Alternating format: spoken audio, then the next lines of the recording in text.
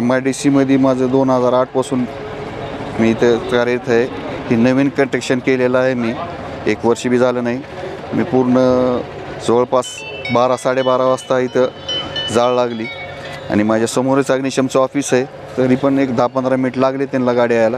2-3 गाड्या आले, परंतु आग आटोक्यात न आल्यामुळं माझं लगभग 3-4 करोड रुपयाचं नुकसान झालेलं आहे.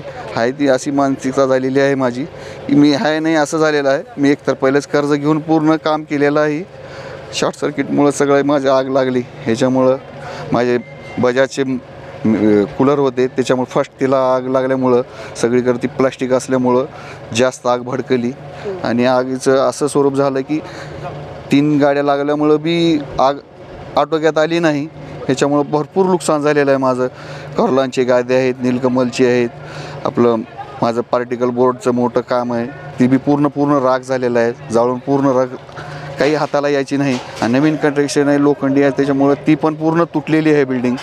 तर काही असं राहिलेलं नाही की काही कामाला येणारी वस्तूच राहिलेली नाही. शॉपचं इन्शुरन्स वगैरे होतं का? शॉपचं इन्शुरन्स, बँक लोनचे इन्शुरन्स आहेत माझे.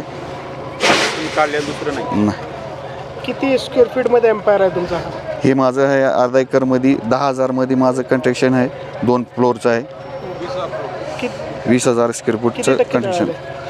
लगभग 90-95% तर पूर्ण जळालेलं आहे मटेरियल. बिल्डिंग पण 60-70% जळून पूर्ण बेंड झालेली आहे. कुणाला इजा, कुणी काही जीवितहानी वगैरे? जीवितहानी झाली नाही, हीच माझं नशीब.